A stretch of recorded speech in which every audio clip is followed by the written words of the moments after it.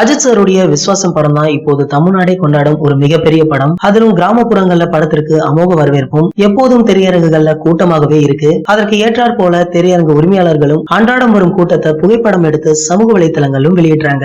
இப்போ தமிழ்நாட்டுல படத்தை விநியோகம் செய்த KJR ஸ்டுடியோஸ் படம் இதுவரை 125 கோடி வசூலித்து விட்டது என அண்மையில தான் அபிஷியலா அறிவிச்சாங்க. இதன் மூலம் அஜித் சாருடைய விஸ்வாசம் படம் தமிழ்நாட்டுல அதிகம் வசூலித்த படம் என்பதுல 2வது இடத்தை பிடிச்சிருக்கு. முதலிடத்துல இருக்கும் பாகுபலி 2 வசூல விஸ்வாசம் படம் முறியடிக்குமா அப்படின்னு கேட்டா கொஞ்சம் பொறுத்திருந்து தான் பார்க்கணும். விஸ்வாசம் படத்திற்கு டி.மான் அவர்கள் இசையமைத்திருந்தாரு.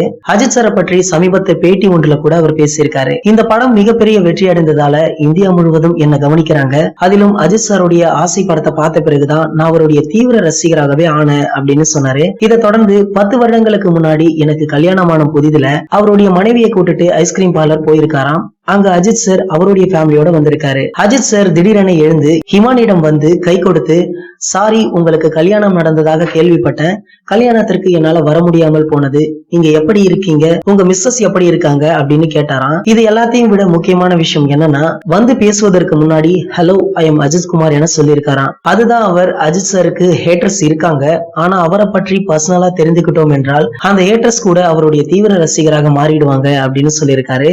இப்போ விஷயம் என்னன்னா, இந்தியாவை தாண்டி கனடாவில் உள்ள பிரபல டொராண்டோ பல்கலைக்கழகத்துல தமிழ் மொழி இருக்கைக்கான வாழ்த்து பாடலுக்கு டி.மான் அவர்கள் இசையமைக்க போறாராம். இத மகிழ்ச்சியோடு தன்னுடைய ட்விட்டர் பக்கத்திலையும் தெரிவிச்சிருக்காரு. இந்த தகவலை பற்றிய உங்களின் கருத்துக்களையும் கீழே உள்ள கமெண்ட் செக்ஷன்ல கமெண்ட் பண்ணிடுங்க. இந்த வீடியோ உங்களுக்கு பிடிச்சிருந்தா லைக் பண்ணுங்க, ஷேர் பண்ணுங்க. இது போன்ற பல சினிமா செய்திகளுக்கு நம்ம சேனலை சப்ஸ்கிரைப் பண்ணுங்க. மேலும் அப்டேட்டை மிஸ் பண்ணாம பார்க்க பக்கத்துல உள்ள பெல் பட்டனை கிளிக் பண்ணுங்க. இந்த 2 வீடியோவை நீங்க மிஸ் பண்ணிருந்தீங்கன்னா கிளிக் பண்ணி பாருங்க.